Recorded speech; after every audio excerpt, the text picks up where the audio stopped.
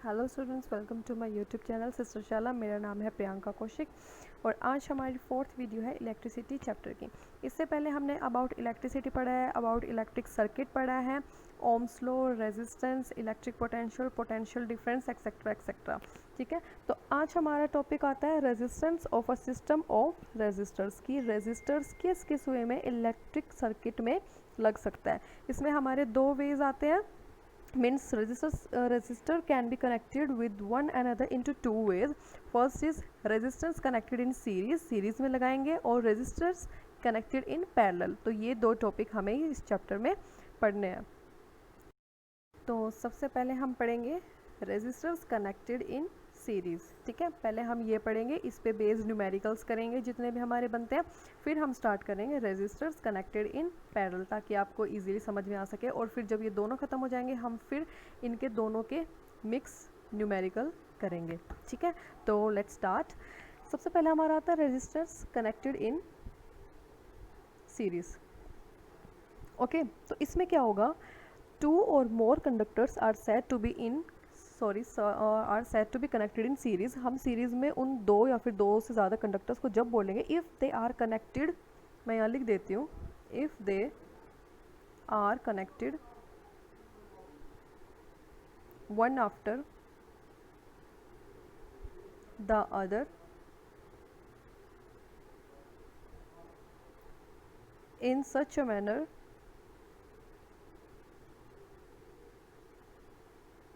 that the same current flowing through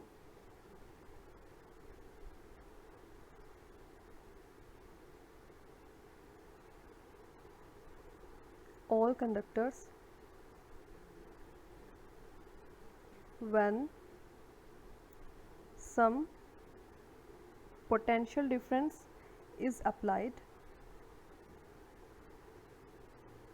across the combination।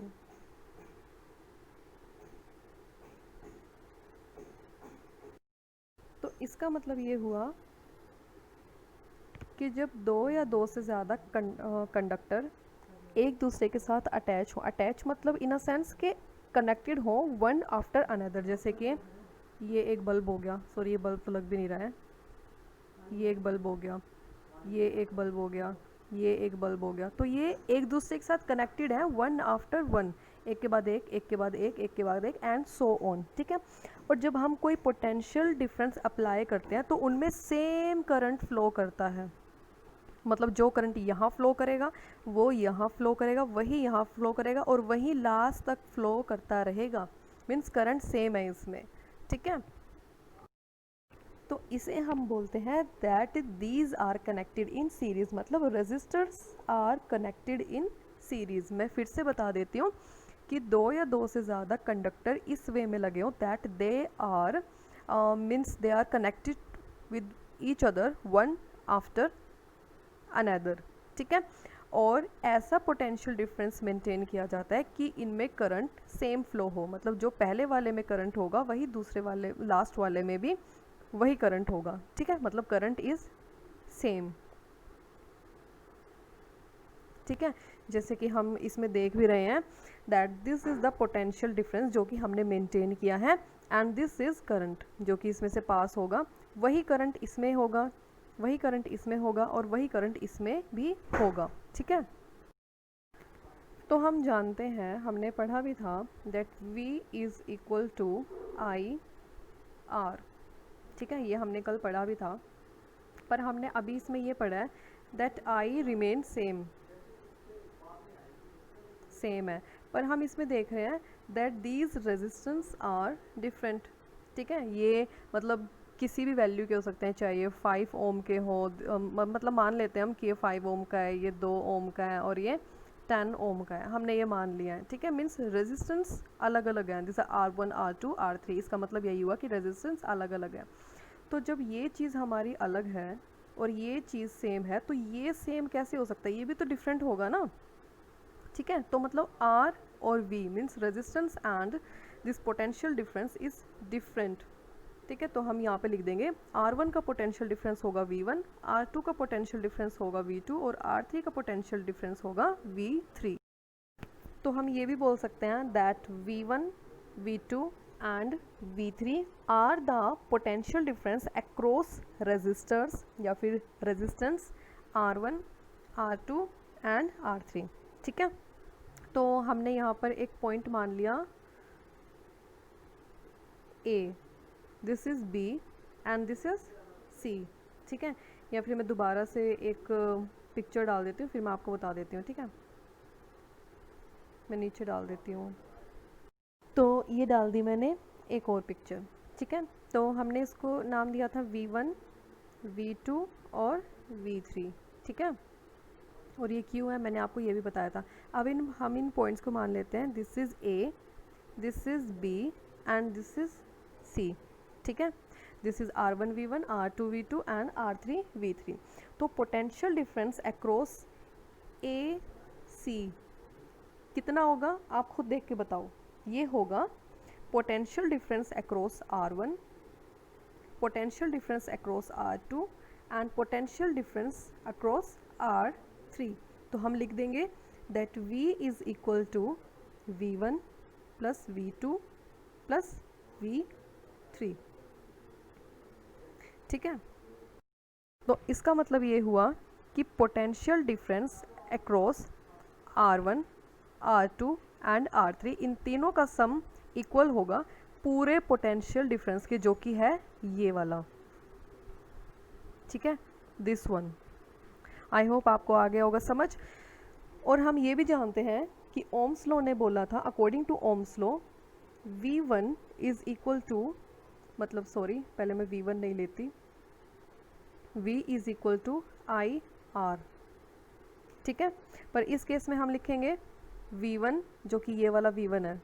ठीक है, ये वाला V1, ये V1 किसके इक्वल होगा, IR1 के। और R1 हमने ऊपर देखा ही था, और I1 इसलिए नहीं है क्योंकि करंट इज सेम।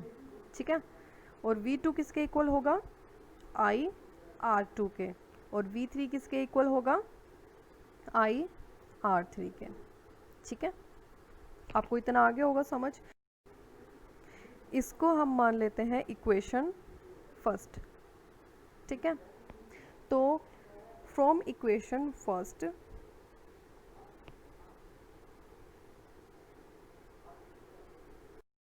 क्या बोल रही थी equation one, that V is equal to V1 plus V2 plus V3। पर हमने V की वैल्यू अभी निकालनी है सारी, है ना, ये रही, मैंने इसे छोटा कर दिया।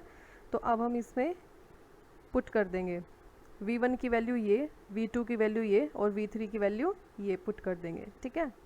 तो हम लिख देते हैं that V is equal to IR1 plus IR2 plus IR3।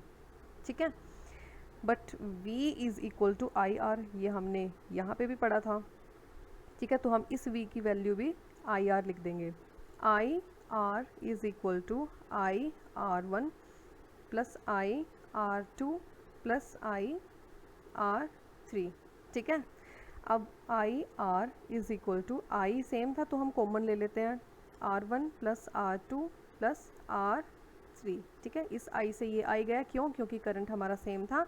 फिर हमारा कंक्लूजन क्या निकल कर आया, that R is equal to R1 plus R2 plus R3।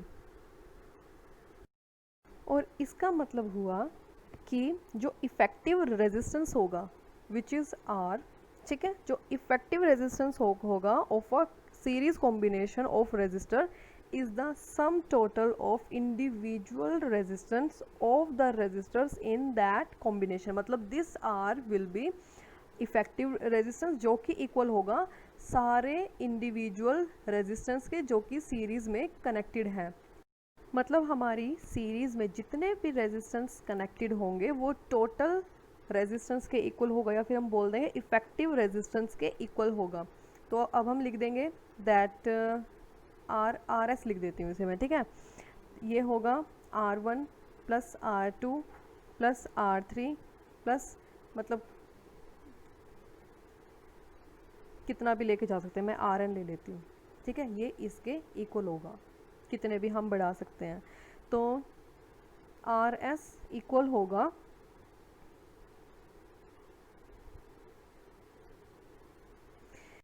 और इसका मतलब हुआ कि इफेक्टिव रेजिस्टेंस इक्वल होगा सम ऑफ ऑल द आर्स, जो कि हमारा R1 R2 R3 और Rn तक था, फ्रॉम 1 टू n, जितने भी हमने लगाए हुए हैं इन सीरीज़ में। ठीक है, तो आई होप आपको समझ आ गया होगा। एक और हम देख लेते हैं, दैट ये रहा। ठीक है, ये मैंने मतलब मुझे अच्छी लगी तो मैंने आपके लिए डाल दिया, that this is voltage R1 R2 R3। ठीक है, और हमने ये पढ़ा भी है दैट इस R1 का V अलग होगा, इस R का V अलग होगा और इस R का V अलग होगा, पर करंट तीनों में सेम रहेगा। ठीक है, तो अब हमारा टॉपिक आता है, मतलब इसी में इंक्लूड है वो, तो कुछ इम्पोर्टेंट पॉइंट्स।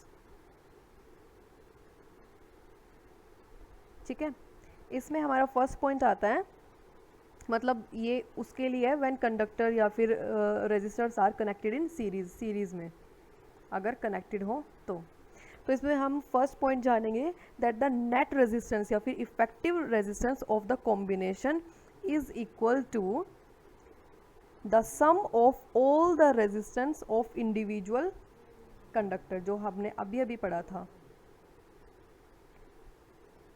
या और एंड सो ऑन। ठीक है, दूसरा पॉइंट हम जानेंगे कि the current flowing through each conductor is the same, मतलब करंट सेम रहेगा। ये तो हमने अभी देख ही लिया था, है ना। थर्ड पॉइंट इसमें आएगा कि वोल्टेज जो हमने अप्लाई की है, ठीक है, मतलब the voltage applied across the series combination of the conductor is equal to the sum of potential difference across the individual conductor. ठीक है, मीन्स जो हमने अभी मैं इसमें ऊपर ही दिखा देती हूँ, यहाँ नहीं है, सॉरी, पिछली साइड में। हाँ, मतलब जो हमने ये वोल्टेज अप्लाई की थी, ये इक्वल होगी to the sum of potential difference across individual conductor, जो कि पोटेंशियल डिफरेंस हमारा था V1 V2 V3। मीन्स कहने का मतलब ये है that V is equal to V1 plus V2 plus V3, या फिर सो ऑन। यहाँ पे तो 3 ही थे तो मैंने 3 ही लिखा है। ठीक है, n तक भी हो सकता है, मतलब जितने भी हो सकते हैं वो इसके सम के इक्वल ही होगा। ठीक है, अब ये हमारा टॉपिक इतना था। अब हम पढ़ लेते हैं disadvantages of series arrangement of resistors. तो ये रहा disadvantages of series arrangement of resistors, मतलब हम अगर रेजिस्टर्स को सीरीज़ में लगाएं तो उसके क्या क्या डिसएडवांटेजेस हैं। सबसे पहला आएगा कि हमने मान लिया जैसे ये हमारी कोई वायर है, मैं दूसरे कलर से ले लेती हूँ, ठीक है, ताकि अच्छी लगे। Suppose this is our wire, ठीक है, वही दिवाली वाली वायर है ये हमारी, और यहाँ पर हमने बल्ब्स लगाए हुए हैं।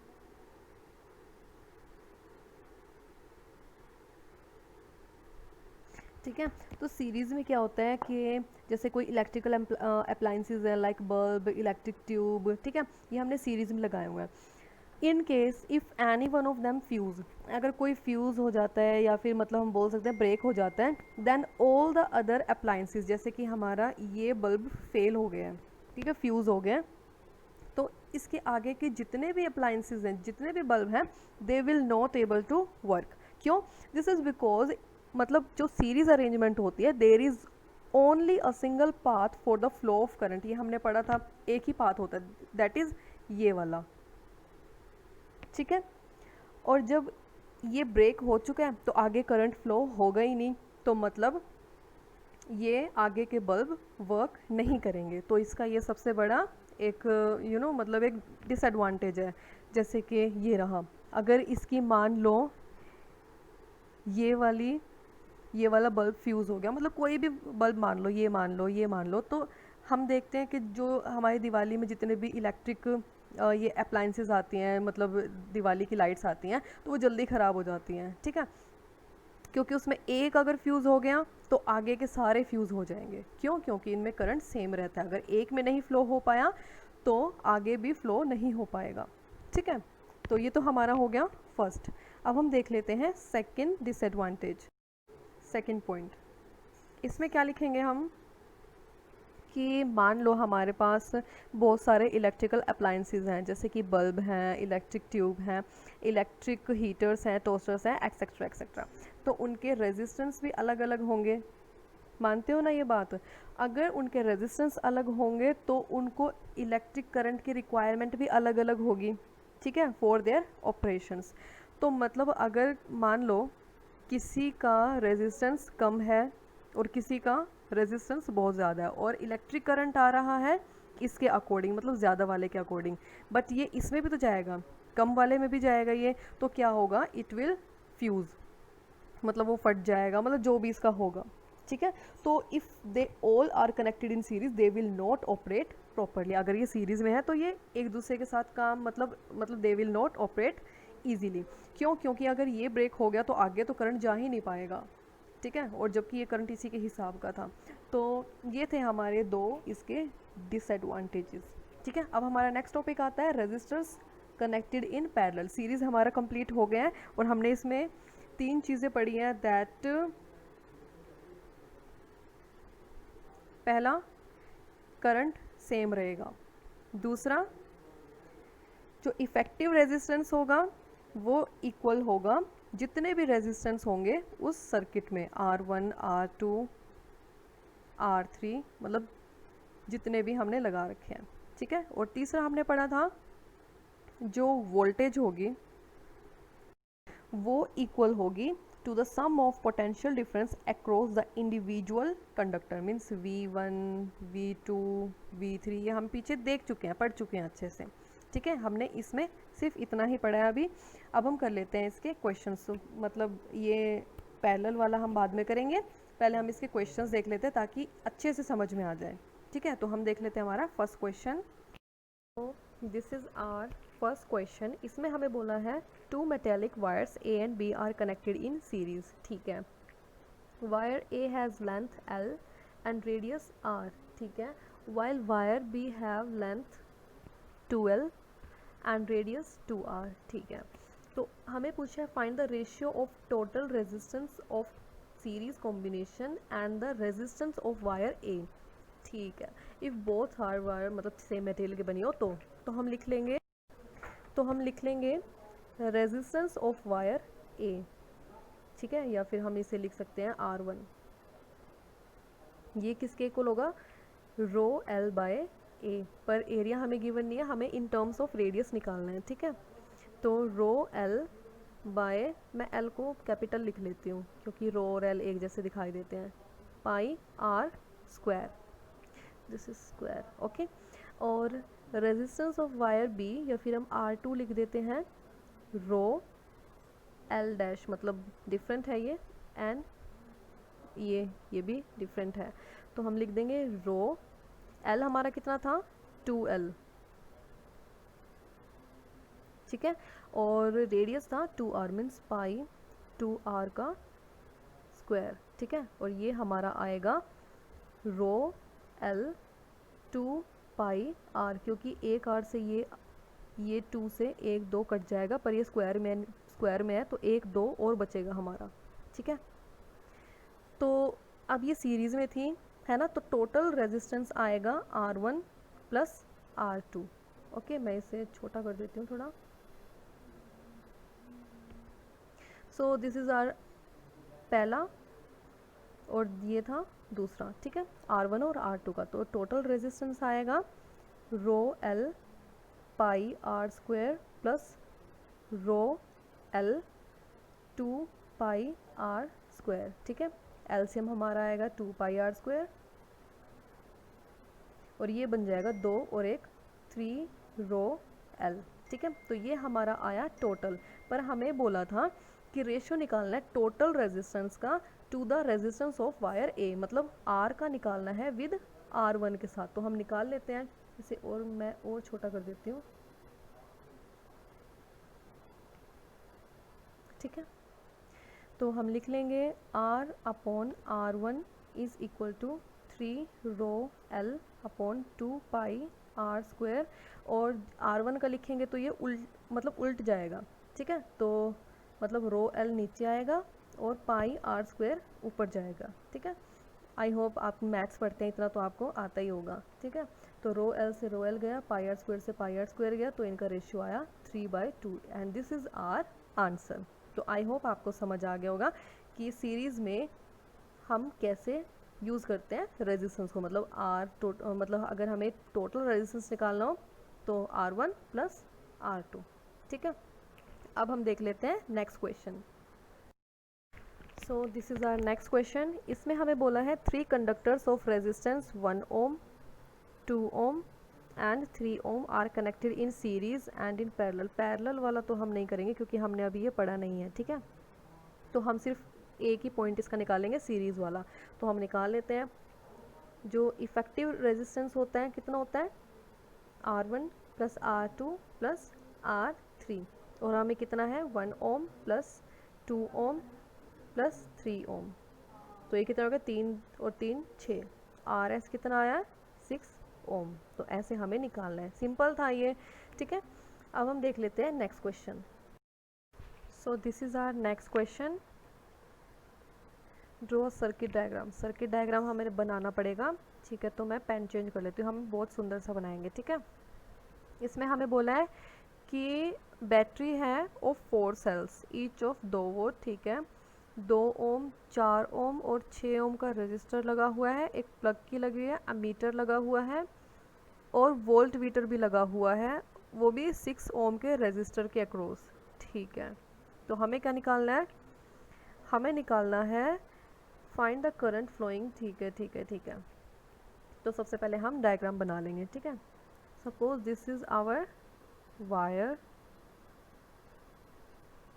अब रेजिस्टर हम बनाएंगे रेड से, सीरीज में है ये सारे। ठीक है,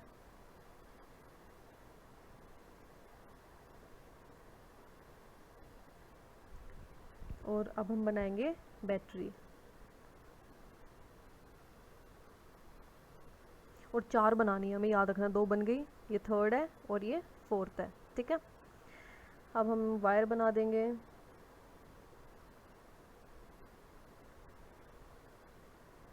ये 2 ओम का, 4 ओम का, 6 ओम का। ठीक है,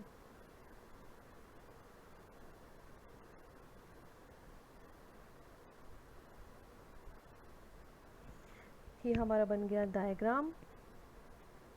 अब ये 2 ओम, 4 ओम एंड दिस इज 6 ओम। ठीक है, और यहाँ पर हमारा लगा हुआ है एक वोल्ट मीटर, तो हम वो भी लगा देते हैं।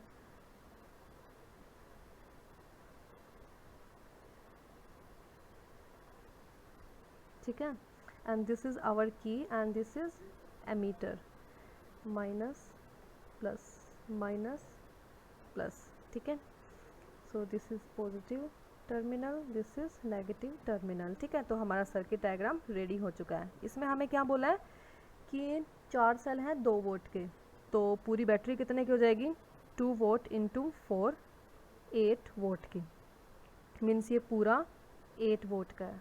ठीक है, और हमसे अब इसने पूछा है कि करंट निकालना है हमें। ठीक है, तो हम निकाल देंगे। मैं ऊपर नहीं पहुंचाती, मैं इसे थोड़ा छोटा कर देती हूँ।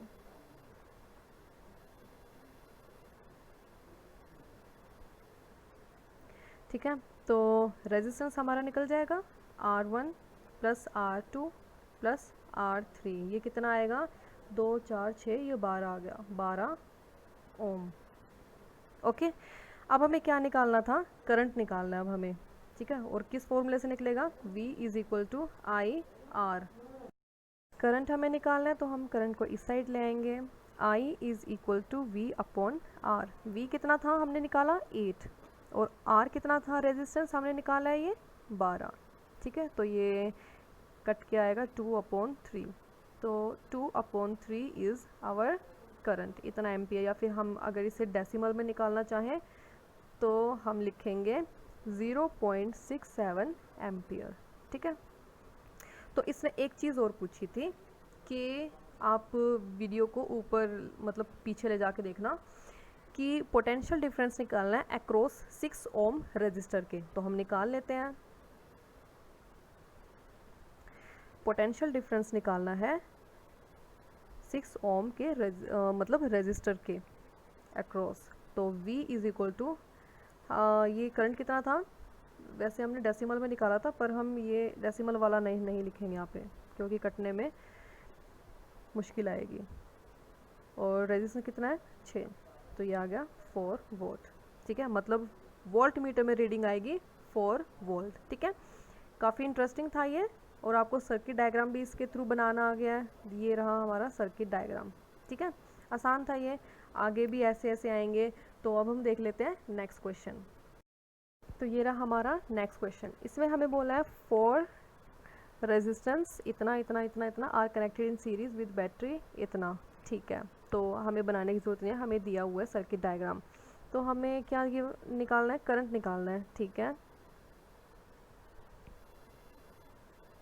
तो करंट हम निकाल लेंगे। V is equal to I R. I हमें निकालना है, तो इस साइड ले जाएंगे तो I is equal to V upon R। V हमें कितना गिवन है 12 अपॉन, और ये कितना हो गया 4 7 8 9 10, तो I कितना आ गया 1.2 एम्पियर। ठीक है, अब इसने दूसरे पार्ट में पूछा है potential difference across the ends of each resistance. जी मैंने आपको बोला था ना आगे भी ऐसे आएंगे, तो ये वही है। अब हमें पोटेंशियल डिफरेंस निकालना है अक्रॉस द ईच रेजिस्टेंस। तो हम निकाल लेते हैं। करंट हमारे पास यही है, तो हम करंट को ना यही लेके चलेंगे। ठीक है, या फिर हम 6/5 लेके चलेंगे, पर डेसिमल वाला नहीं, क्योंकि इसमें ना मुश्किल रहती है फिर आगे कैंसिल होने में। तो 1 2 3 4। ठीक है, तो अगर हम फर्स्ट ओम के अक्रॉस निकालें तो क्या होगा, V is equal to I R हमें पता है। और हमें क्या निकालना है, यही तो निकालना है। I कितना था हमारा 12 अपॉन 10, मतलब 6/5। 12/10 ही ले लेती हूँ मैं। 12/10 इंटू रेजिस्टेंस कितना है 1, तो ये आ जाएगा 1.2 वोल्ट। अब 2 के अक्रॉस लेना है, तो V is equal to I R, ये I 12/10 इंटू 2, ये आ जाएगा 2.4 वोल्ट। ठीक है, 3 के अक्रॉस लेना अब, तो लिखेंगे V is equal to I R. मैं अब बार बार नहीं लिखूँगी ये। ठीक है, तो 12/10 इंटू 3, तो ये आ जाएगा 3.6 वोल्ट। अब 4 के अक्रॉस लेना है, तो 12/10 इंटू 4, फॉर्मूला यही लगेगा। ठीक है, तो जाएगा 12 4 48, 4.8 वोल्ट। तो ऐसे हमें करना है। ठीक है, आई होप आपको ये क्वेश्चन बहुत अच्छे से समझ आए होंगे। और अब हम अपना टॉपिक कर लेते हैं विच इज़ पैरेलल वाला। ठीक है, रेजिस्टर्स कनेक्टेड इन पैरेलल। तो अब हमारा आता है रेजिस्टर्स कनेक्टेड इन पैरेलल। ठीक है, तो इसमें मैं आपको बता दूं कि 2 or more resistors are said to be connected in parallel. जब हम इसे पैरेलल कहेंगे, if one end of each resistor is connected at one common point. ठीक है, and other end of each resistor is connected at other common point. अभी आपको शायद समझ नहीं आएगा, पर मैं आपको बनाकर दिखा देती हूँ। जैसे यहाँ हम बना लेते हैं। ठीक है, सबसे पहले हम एक वायर लेंगे, मैं आपको बना के दिखा रही हूँ, इससे आपको भी बनाना आ जाएगा। ठीक है, ये हमने वायर ली है एक। ठीक है, अब हम लगा देते हैं इसमें वोल्टेज। तो हमने लगा दी वोल्टेज। अब दोबारा से हम वायर लेंगे। ओके, सो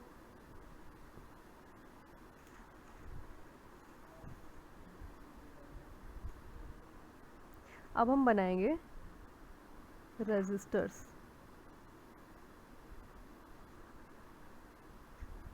तो अभी अभी मैंने कहा है आपको, अब मैं यहाँ पर पॉइंट भी डाल देती हूँ,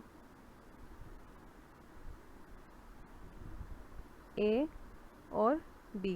ठीक है, और मैंने अभी अभी आपको कहा है कि 2 या फिर 2 से ज़्यादा रेजिस्टर्स जब पैरेलल बोले जाएंगे, जब उनका एक एंड एक साइड हो और दूसरा एंड एक कॉमन पॉइंट पे हो। तो ये तो है हमारे, है ना, तो दिस इज कॉल्ड पैरेलल। क्योंकि इसमें क्या है, ये तीनों रेजिस्टर्स एक इस एंड पे मिल रहे हैं और एक इस एंड पर मिल रहे हैं, तो इन कॉम्बिनेशंस को हम बोलते हैं कि दे आर इन पैरेलल। ठीक है, तो दिस इज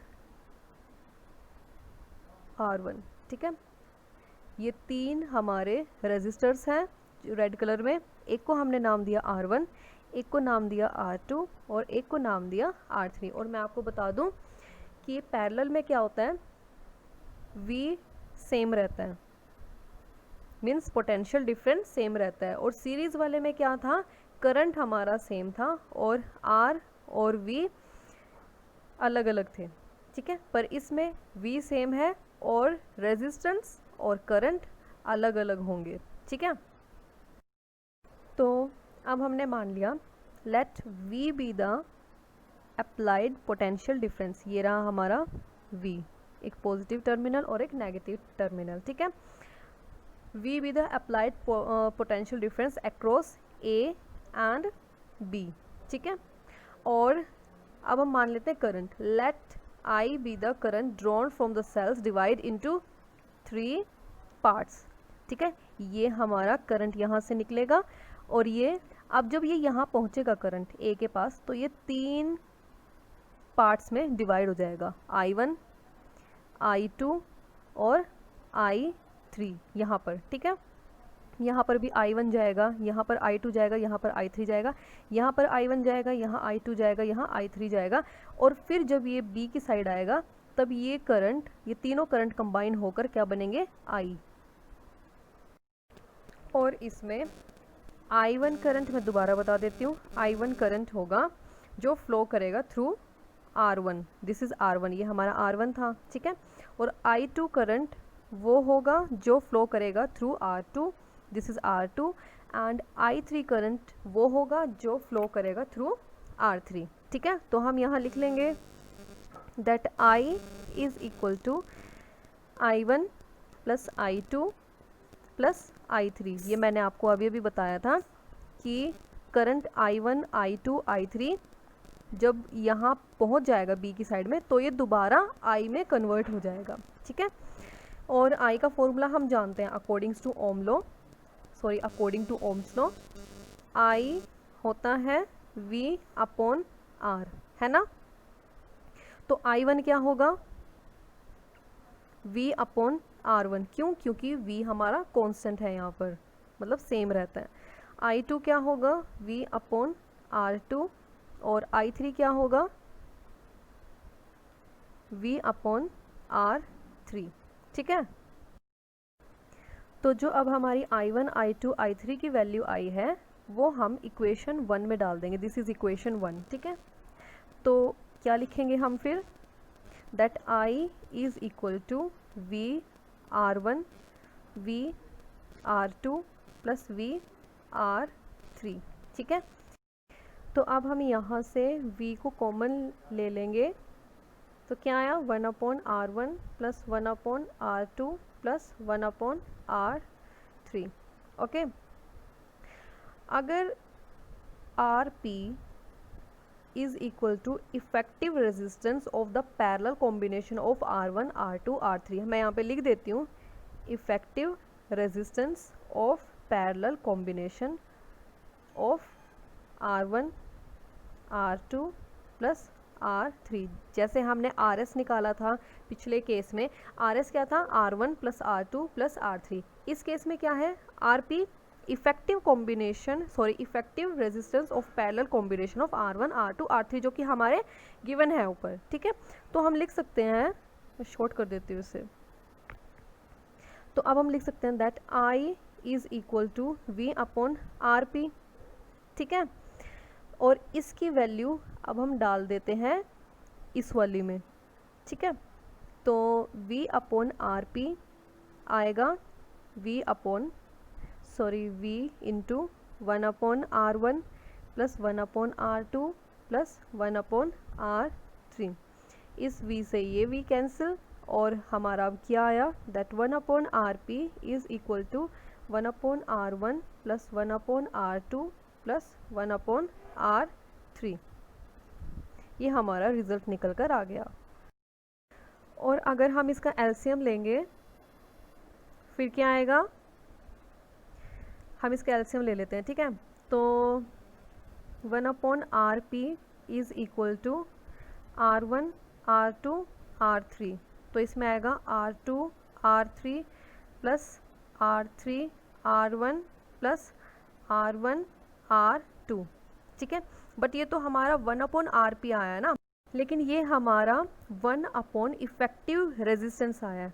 बट अगर हम इफ़ेक्टिव रेजिस्टेंस निकालें तो हम इसको उल्टा कर देंगे और क्या लिखेंगे कि RP is equal to R1 R2 R3 upon R2 R3 plus R3 R1 plus R1 R2। तो ये हमारा निकल कर आया हमारा असली वाला कंक्लूजन, ठीक है।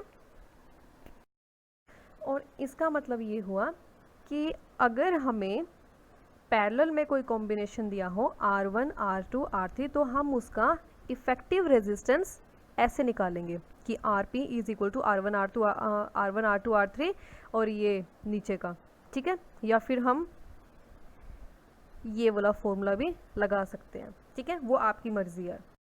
तो ये हो गया हमारा पैरेलल, ठीक है। और सीरीज़ का क्या था, RS is equal to R1 plus R2 plus R3, और पैरेलल का क्या है 1/RP is equal to 1/R1 plus 1/R2 plus 1/R3 and so on, मतलब जितने भी हमारे रजिस्टर्स लगे हुए हैं इन पैरेलल कॉम्बिनेशन, ठीक है। तो अब हम जान लेते हैं कुछ इम्पोर्टेंट पॉइंट्स। तो उसमें सबसे पहला पॉइंट आता है कि the sum of reciprocal of resistance of individual conductor जो कि होंगे R1 plus R2 plus R3 plus dash dash dash 1/R n, हमें नहीं पता कि हमारे कितने रेजिस्टर्स लगे हुए हैं, ठीक है। तो the sum of reciprocal of all the resistance of individual conductor is equal to the reciprocal of the net, या फिर हम बोल सकते हैं equivalent resistance of that combination, ठीक है। ये हमने अभी अभी निकाला ही है, हमें मालूम है ये, ठीक है। दूसरा पॉइंट इसमें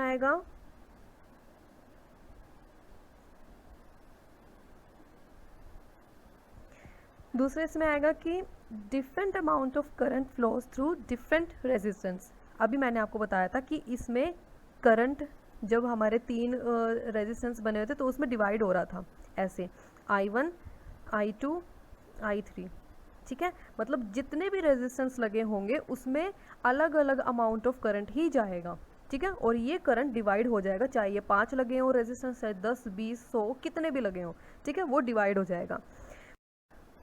और थर्ड पॉइंट इसमें आता है the potential difference across each conductor is equal to the voltage applied across the parallel combination of the conductor, means V हमारा सेम रहेगा, ओके। पर सीरीज़ के केस में क्या था, V और R अलग अलग थे, I सेम था, और इसमें क्या है V सेम है, I और R अलग अलग हैं, ठीक है। जैसे कि मैं आपको एक पिक्चर भी दिखा देती हूँ, ये रहा। अब इसमें देखो 2 एम्पियर करंट आ रहा था नीचे से, ये देखो 2 एम्पियर करंट है ये, अब ये डिवाइड हो गया, ठीक है। पहले तो ये इसमें गया 1 बन के, ठीक है। अब जो रिमेनिंग 1 था वो आधा इसमें जाएगा और आधा इसमें जाएगा 0.5 बन के, और जब ये करंट यहाँ आएगा तो ये तो आएगा 1 और ये 0.5 और ये दोनों मिलकर बन जाएंगे 2, ठीक है। तो आई होप आपको समझ आ गया होगा। अब हम अपने नेक्स्ट टॉपिक की तरफ चलते हैं जिसका नाम है एडवांटेजेस। सॉरी उससे पहले एक और डाली हुई है मैंने पिक्चर, हाँ ये रही, ठीक है। अब देखो this positive charge are, this is current, ठीक है। करंट आधा यहाँ आ रहा है और आधा इस ओर आ रहा है, ठीक है। अब देखो ये 30 ओम का है रेजिस्टेंस और ये 10 ओम का है। अब आप खुद देख रहे हो जो 30 ओम का रेजिस्टेंस है उसमें करंट कम पास हो रहा है, ठीक है। जबकि जो 10 ओम का रेजिस्टेंस है उसमें एज़ कम्पेयर टू 30 ओम वो ज़्यादा पास हो रहा है। मीन्स हमें इससे ये भी पता लगता है कि अगर रेजिस्टेंस ज़्यादा होगा तो करंट कम होगा, ये हम डे 1 से पढ़ते आ रहे हैं, ठीक है। अगर रेजिस्टेंस कम होगा तो करंट फ्लो ज़्यादा होगा, ठीक है। ये बात आप याद रखना, और ये सबसे बेस्ट एग्जांपल है जो मैंने आपको दिखाया है, ओके। तो आप इसे भी याद रखना। तो हमारा नेक्स्ट टॉपिक की तरफ चलते हैं अब हम, जिसका नाम है advantages of connecting electrical appliances in parallel.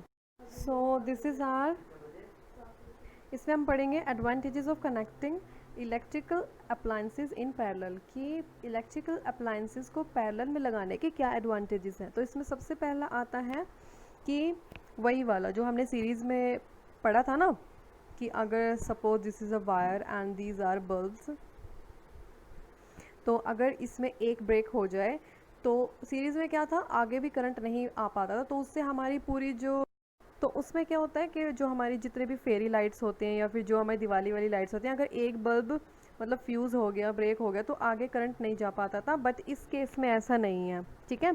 अगर कोई इलेक्ट्रिकल अप्लायंस या फिर डिवाइस जो कि पैरेलल में लगा हुआ हो और वो बीच में मतलब कोई भी वर्क नहीं कर रहा हो या फिर फ्यूज़ हो गया हो, तो क्या होता है, the working other devices will not be affected.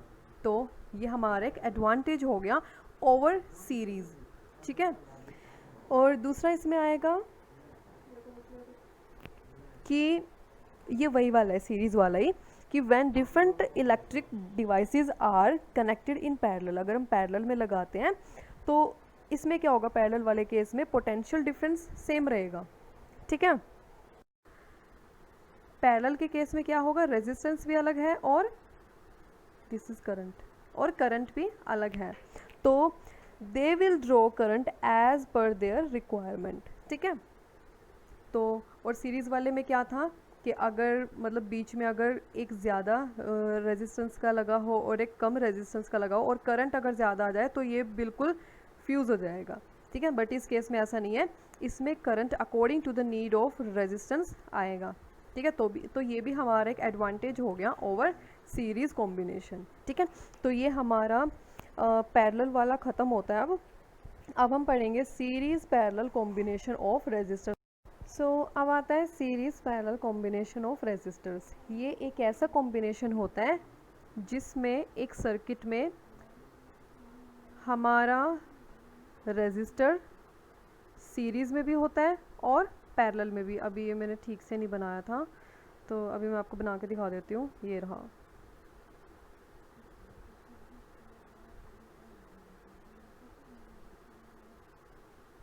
ठीक है, इस तरह मतलब सीरीज़ में भी होता है और पैरेलल में भी होता है, तो इन कॉम्बिनेशंस को हम बोलते हैं सीरीज़ पैरेलल कॉम्बिनेशन। और आपके एग्जाम्स में इस पे बेस्ड काफ़ी न्यूमेरिकल्स आते हैं, ठीक है, जो मतलब आप लोगों को मतलब काफ़ी बच्चों को काफ़ी हार्ड लगते हैं, ठीक है। बट ये इतने हार्ड होते नहीं है, काफ़ी इजी होते हैं, बस थोड़ा सा ध्यान लगाने की ज़रूरत होती है, ठीक है।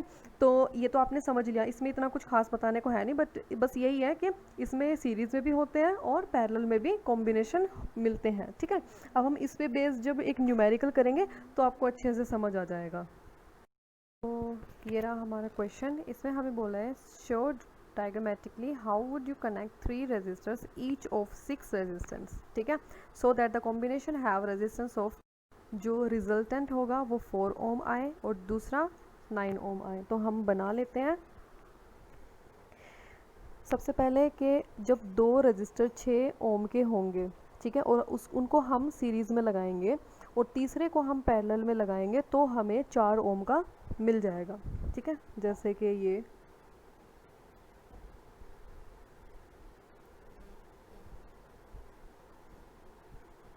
ये बी पॉइंट है और ये ए पॉइंट है, ठीक है। ये 6 का, ये भी 6 ओम का और ये भी 6 ओम का।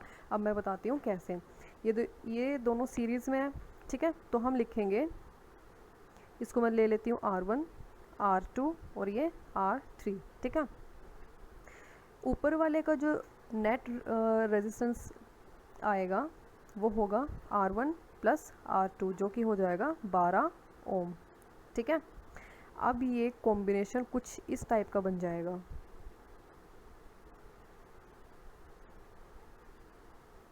ठीक है। ये 12 ओम और ये 6 ओम। अब ये दोनों पैरेलल में है, तो अब रिजल्टेंट बनेगा 1/RP इज इक्वल टू 1/, इसको हम R1 ले लेंगे, इसको R2 ले लेंगे, R1 प्लस 1/R2, ठीक है। R1 हमारा कितना है 12 प्लस ये हमारा कितना है 6, 12 एलसीएम आ जाएगा 2 + 1, ठीक है। और ये आएगा 1/4, तो 1/RP इज़ इक्वल टू 1/4 और RP आ जाएगा 4 ओम। ठीक है, आई होप आपको समझ आ गया होगा। दूसरे केस में इसने बोला कि रिजल्टेंट आना चाहिए 9 ओम। ठीक है, तो उसमें मैं आपको बताती हूँ कि अगर दो रेजिस्टर हम 6 ओम के पैरेलल में लगाएं और तीसरे वाला हम सीरीज़ में लगाएं तो हमारा 9 ओम आ सकता है। कैसे, वो मैं आपको बता देती हूँ। जैसे ये हम लगाएंगे सीरीज़ में,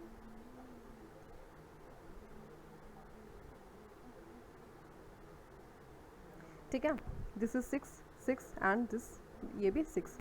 तो अब हम नाम दे देते हैं इसका R1, R2, R3। ठीक है, तो सबसे पहले ये वाला हम कर लेते हैं सॉल्व। ये आएगा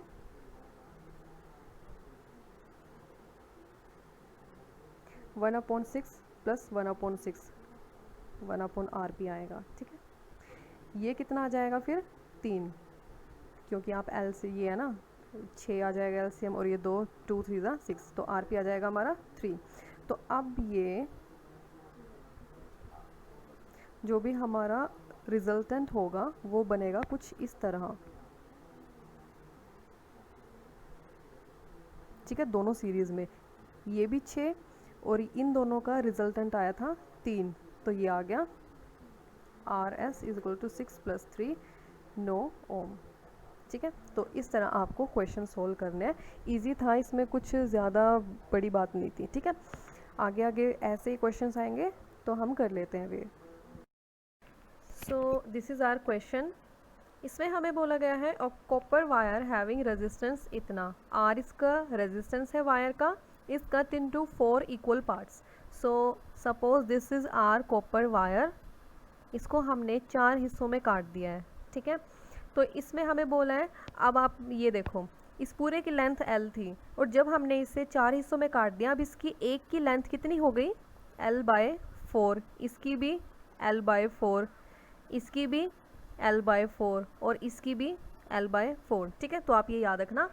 हमें फर्स्ट पार्ट में पूछा find the resistance of each part in terms of original resistance of the wire. ठीक है, तो ओरिजिनल रेजिस्टेंस था R।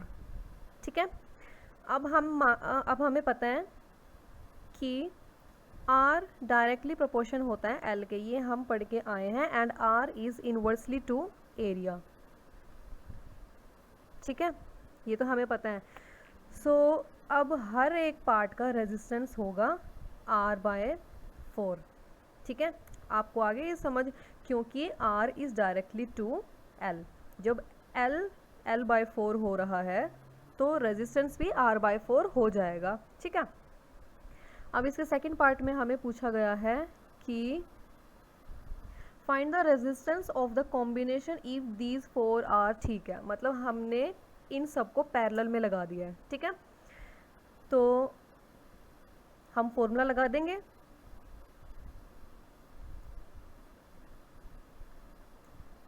+1/R/4 plus 1/R/4।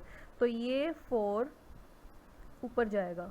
ठीक है, तो क्या आएगा 1/RP is equal to 4/R plus 4/R plus 4/R plus 4/R, नीचे R ही आएगा, R LCM आएगा और ऊपर आ जाएगा 4 4 16। ठीक है, तो RP आया 1/RP कितना आया 16/R, तो RP आ जाएगा R/16। सो ये है हमारा R' means the resistance of combination. ठीक है, जो कि हमने पैरेलल में लगाए थे। तो आई होप आपको समझ आ गया होगा। अब हम चलते हैं नेक्स्ट क्वेश्चन की ओर। So this is our next question. इसमें हमें बोला है 2 conductors A and B of resistance 5 ohm and 10 ohm, 10 तो ये लग ही नहीं रहा है, 10 ओम। ठीक है, respectively can be arrange in parallel and later in series, मतलब पहले उसे पैरेलल में लगाया देन इन सीरीज। तो इसमें हमें कहा है in each arrangement the total voltage applied across it is 20 volt. ठीक है, वोल्टेज कितनी है 20 वोल्ट। ठीक है, state in which arrangement will the voltage across A and B will be same. तो सेम वाला केस मैंने आपको पीछे बताया, ये सेम किस में होगा, पैरेलल के केस में सेम हो जाएगा। तो हमने ये कर लिया। ठीक है, and in which case the current flowing through A and B will be same. तो वोल्टेज तो सेम रहती है पैरेलल के केस में और करंट सेम रहता है सीरीज के केस में। ठीक है, तो आप इसे याद रखना और इसमें आप यही लिखेंगे। ठीक है, अब नेक्स्ट इसमें हमें कहा है also calculate the net resistance of for each arrangement. ठीक है, तो हम निकाल लेते हैं, सीरीज के लिए भी निकाल लेते हैं और पैरेलल के लिए भी। सीरीज के लिए क्या होगा, R1 plus R2 5 ohm plus 10 ओम, कितना आया 15 ओम। ठीक है, तो ये तो सीरीज का था। अब हम पैरेलल का निकाल लेते हैं।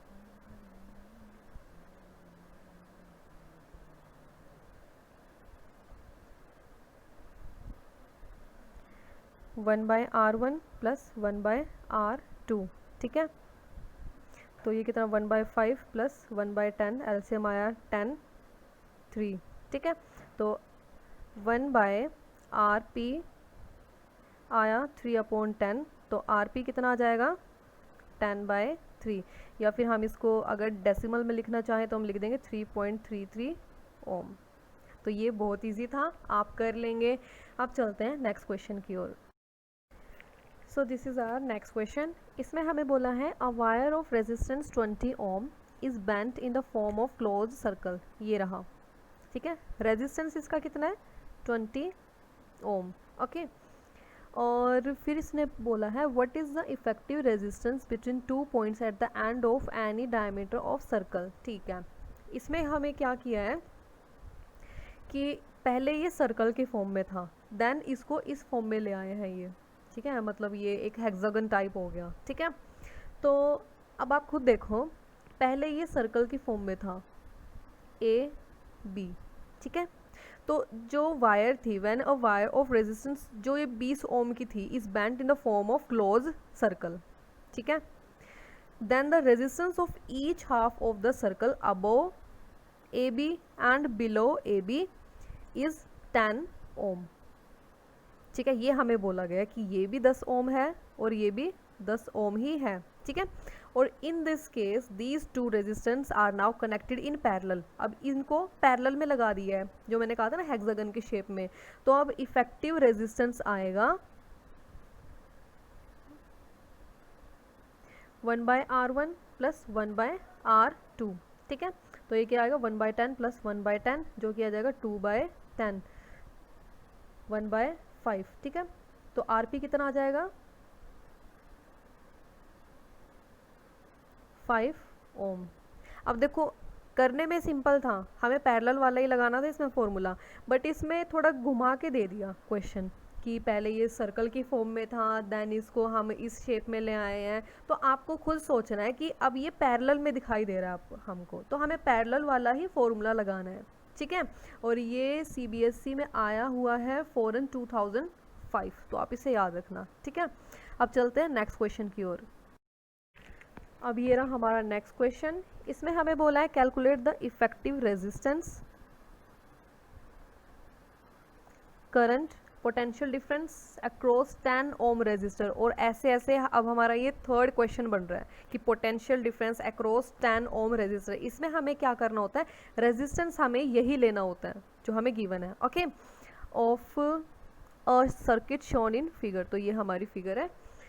तो हमें सबसे पहले पूछा है कि करंट निकालना है, हमें करंट नहीं रेजिस्टेंस। तो हमें पता है ये सीरीज में लगा हुआ है, तो नेट रेजिस्टेंस कितना होगा, R इज इक्वल टू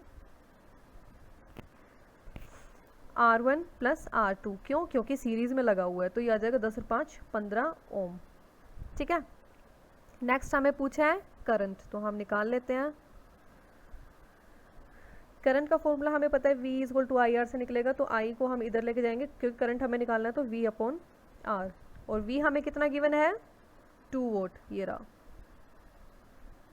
और रेजिस्टेंस कितना गिवन है 15 आया था हमारा आंसर, और ये आएगा 0.133 एम्पियर। ये हमारा करंट है। ठीक है, अब हमें निकालना है potential difference across 10 ohm resistor, मतलब इसके अक्रॉस निकालना है हमें।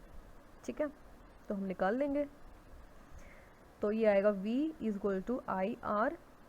तो I कितना था 2/15, क्योंकि इस केस में हम डेसिमल में नहीं लेते, क्योंकि इसमें कैंसिल हो जाना मुश्किल हो जाता है, ठीक है। तो हम फ्रैक्शन में ये वैल्यू लेते हैं, इनटू 10, क्योंकि रेजिस्टेंस 10 के अक्रॉस लेना था। ओके, सो 2 3 और यह आ गया 4/3, या फिर हम इसको लिख सकते हैं 1.33 वोल्ट, ठीक है। तो आसान था, ये भी हो जाएगा आपसे। अब आपको ऐसे ऐसे क्वेश्चंस की प्रैक्टिस करनी होगी, ठीक है, ताकि आप मतलब जब बोर्ड के एग्जाम में बैठो तो आपको ऐसे देखना ना पड़े कि ये सीरीज़ है या पैरेलल है, ये क्या है, ठीक है। तो मतलब जितनी आप प्रैक्टिस करेंगे उतना ही आपका हाथ बिल्कुल बैठ जाएगा इन पे, ठीक है। मैं भी कराऊंगी आपको क्वेश्चंस, पर आपको खुद भी करने हैं, ठीक है। बाकी मैं पीडीएफ तो मैं डालती ही रहूँगी, तो आप उसमें से कर सकते हो, ठीक है। और इतना हार्ड पेपर बनता नहीं है, वही एनसीईआरटी में से आता है, 1-2 बन जाएगा क्वेश्चन, वो भी इतना हार्ड नहीं बनेगा, ठीक है। तो आपको टेंशन लेने की कोई ज़रूरत नहीं है, बट ये है हाँ आपको आना चाहिए, ट्रिकी क्वेश्चंस भी आपको आना चाहिए, क्योंकि कोई आपसे पूछ ले तो पता लगना चाहिए ना कि हाँ आपको आता है, तो इसलिए मैं ये सब करा रही हूँ, ठीक है। तो अब हम करते हैं नेक्स्ट क्वेश्चन। तो ये रहा हमारा नेक्स्ट क्वेश्चन। इसमें हमें बोला है a battery made up of 5 cell each of इतना वोट, ठीक है, हैव इंटरनल रेजिस्टेंस ऑफ इतना इतना इतना इतना, एंड यहाँ पर एंड के बाद है ना 0.5 भी आना है, ठीक है। ये पेन शायद दिख नहीं रहा है, मैं पेन बदल लेती हूँ अपना, इतना आप क्वेश्चन रीड करो, ठीक है।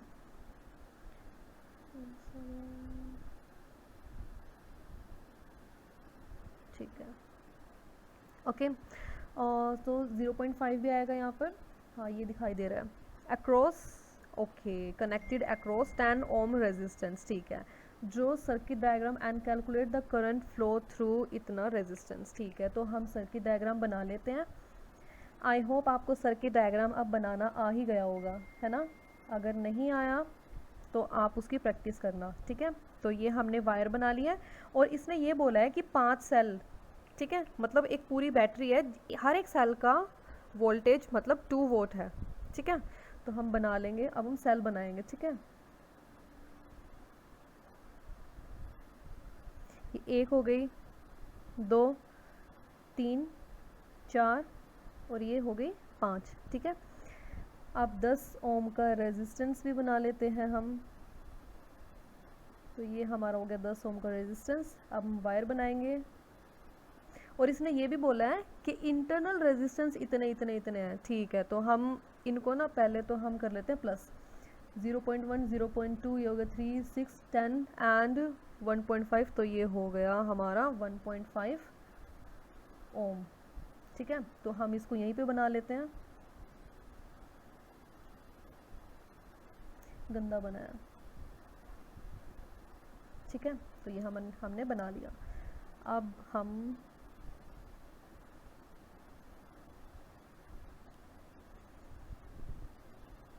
ठीक है, ये हमने बना ली वायर, ओके। तो हमारा सर्किट डायग्राम हो गया पूरा, and this is positive terminal, this is negative terminal. ये है 1.5 ओम का रेजिस्टेंस, और ये है 10 ओम का रेजिस्टेंस। तो सर्किट डायग्राम तो हमने बना लिया है। तो हमसे ना सबसे पहले हम वोल्टेज निकाल लेते हैं, तो 2 × 5 ये होगी 10 वोल्ट, ठीक है। अब हम निकालते हैं, अब हमसे कहा गया है कि calculate the current flow through इतना रेजिस्टेंस, ठीक है।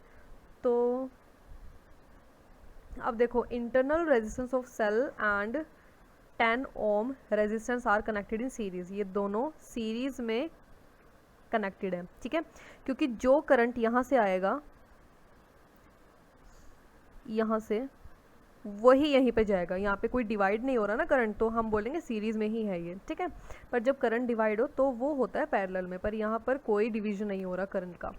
तो हमारा रेजिस्टेंस निकलेगा, total resistance R1 plus R2 that is 1.5 plus 10, ये आ गया 11.5 ओम, ठीक है। अब इन्होंने बोला है कि करंट निकालना है हमें, तो हम निकाल लेंगे। I is equal to V/R, V कितना था 10, और रेजिस्टेंस कितना निकला है 11.5, और ये आएगा 0.8, आगे मैं ये वो करती हूँ divide 10, 0.86। So this is our next question. इसमें हमें बोला है if a 12 watt battery is connected to an arrangement of resistance shown in figure, calculate the total effective resistance of arrangement and the total current flowing through the current. ठीक है, तो हम निकाल लेंगे। और सबसे पहले हम ये निकालेंगे, ये देखो सबसे पहले these are connected in series, these are also connected in series but these two are connected in parallel। ठीक है, तो सबसे पहले हम काम करेंगे, ये जो सीरीज में है इनका हम टोटल रेजिस्टेंस निकाल लेंगे। ठीक है, तो मैं इसे शॉर्ट कर दूं, इसे मैं हटा भी देती हूँ। ठीक है,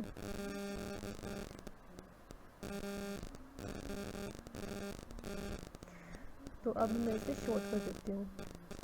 तो इसमें हम पहले ऊपर वाले का निकालते हैं रेजिस्टेंस, कितना था ये 10 + 20 30 ओम। ठीक है, और अब नीचे वाले का निकाल लेते हैं, कितना है 525 30 ओम। ठीक है, तो अब ये कुछ ऐसा बनेगा,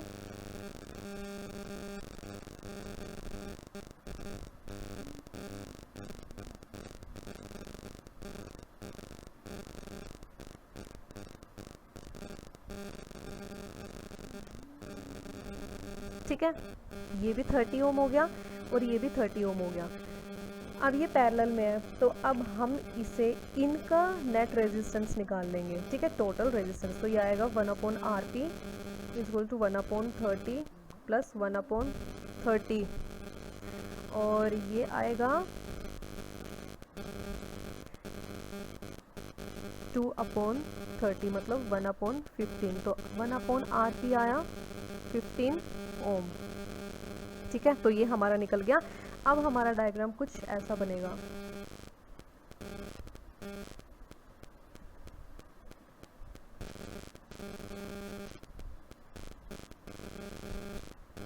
ठीक है, और इसका रेजिस्टेंस कितना है 15 ओम।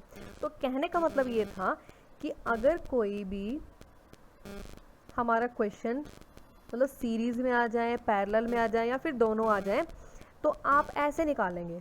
ठीक है, इसे साफ दिखाई दे रहा था कि पहले सीरीज में निकलेगा और जब सीरीज में निकल जाएगा तब ये पैरेलल में निकलेगा, तब आएगा हमारा टोटल रेजिस्टेंस। ठीक है, अब हमारे पास टोटल रेजिस्टेंस आ गया है, तो अब हम निकाल लेंगे करंट। तो I = V/R, V कितना था 12/15, तो ये आएगा 0.8 एम्पियर। ओके, और इसमें हमसे एक और चीज़ पूछी थी, टोटल करंट फ्लोइंग इन, तो टोटल करंट तो यही हो गया ना, टोटल रेजिस्टेंस हमारा कितना निकला 15 ओम और टोटल करंट जो फ्लो कर रहा है वो है 0.8 एम्पियर। तो ये भी हमारा क्वेश्चन हो गया। अच्छा था, पर ये थोड़ा सा मतलब जिसे कहते हैं ना कि एकदम से माइंड में आनी चाहिए ये चीज़ कि पहले सीरीज में निकलेगा और फिर पैरेलल में निकलेगा, तो ये कुछ ऐसा क्वेश्चन था। ठीक है, तो आप इसे भी याद रखना। तो आज के हमारे क्वेश्चंस पूरे होते हैं।